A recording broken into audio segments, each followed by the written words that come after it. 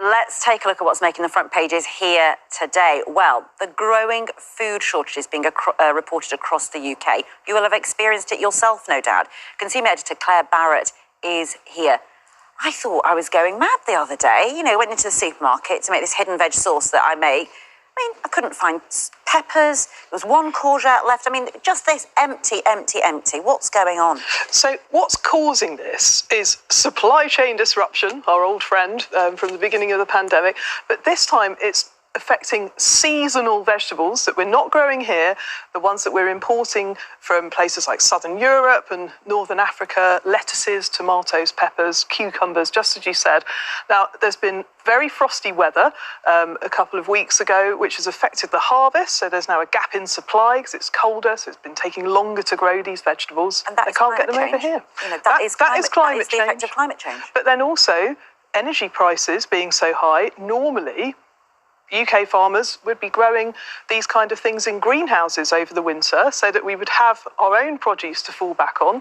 But that hasn't been happening because energy costs are so high, and things like greenhouses for growing vegetables, they're not included in the government's special list of intensive energy supply users. So no tax breaks. Exactly. So the farmers have been warning about these kinds of problems for a long time. Now, finally, it looks like people Well, it's here, isn't it?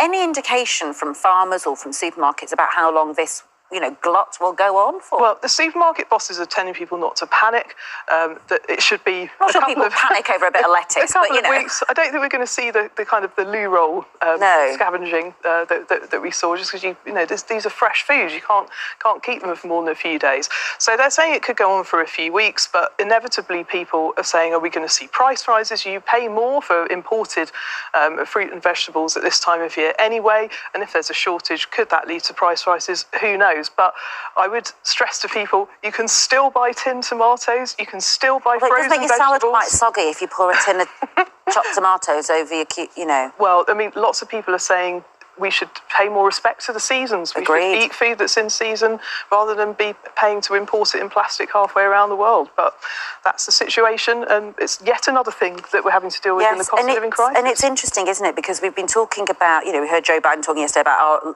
reducing our reliance on fuel from Russia, because of what's going on there.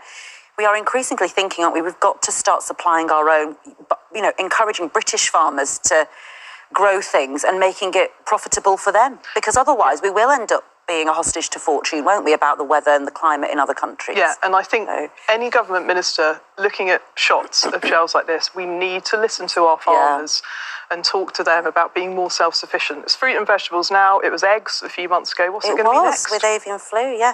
All right, Claire, and you're back